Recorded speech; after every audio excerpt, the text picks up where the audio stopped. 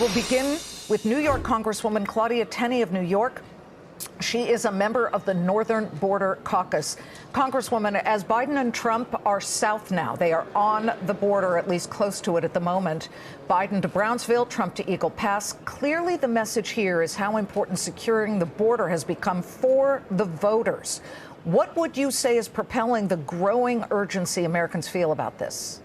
Well, Americans are seeing, even local media is starting to cover these issues, especially in northern New York, which I have all of the northern border of New York pretty much, especially all of Lake Ontario. And we're seeing, and I've held numerous roundtables across the entire division, my huge district, which is a massive district, with Customs and Border Patrol, ICE, local police, state police, everyone, and they're all telling us that it's New York's criminal justice laws that were changed that are assisting and helping illegal migrants to get across the border and to be able to go anywhere in the United States. They get issued a driver's license. We've eliminated the detainer law. Even Mayor Adams is fighting this. I do think it's notable that President Biden is going to a place on the border that has relatively little activity, and former President Trump is going to the area where we have of most concern. The border crossing have reached a record high. People are starting to notice, and this murder in Georgia, along with another murder in New York and numerous rape cases that have occurred, are really getting people's attention, and that's why there's such a focus on it. Of course, the murder in New York of the young nursing student who was killed by a Venezuelan immigrant who came across illegally.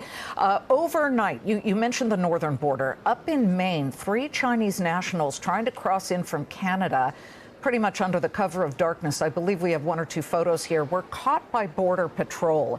Do you happen to know yet if the suspects are on any terror watch lists? I'm not saying they would be, but this has been front and center for you, looking at the terror watch lists and watching some of these individuals try and come in through the northern border. Yes, well, Liz, one of the statistics that came out last fall was that 85% of the people on the terror watch list are coming across our northern border because so many resources and so many Customs and Border agents have been displaced and sent to deal with the crisis at the southern border. So that has left us vulnerable in the north. And that's why we're seeing dangerous people coming across. They get to New York, the cartels, if they're human trafficked or if they're people intending to do harm, get across the border. They get a license. They get protected under New York's green light law passed by Governor Cuomo and maintained by the New York legislature and Governor Hochul.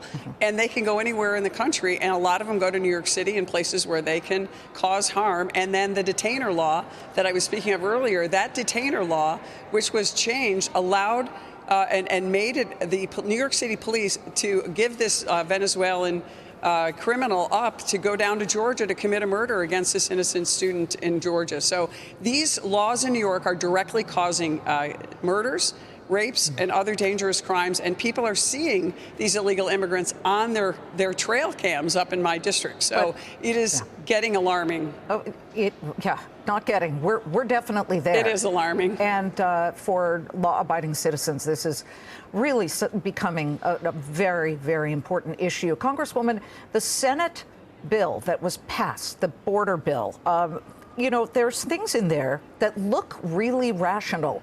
The number of Border Patrol agents stagnant over 4 years. This bumps those numbers up. The bipartisan bill would add more than 1,500 new Customs and Border Patrol agents. That's just one of the increases in bodies that are able to at least go and secure these borders.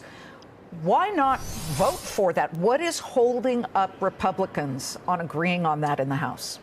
Right. Well, Liz, that's an excellent point because that is one good provision of that bill. But the 2 things that are cited the most by every single member of Border Police, every single ICE member, everyone in the police, we have got to reinstate Remain in Mexico, and we've got to stop catch and release. Those are the 2 things that are most critical that we need to do, and those don't involve adding on board. We should add definitely Border Patrol and resources for that.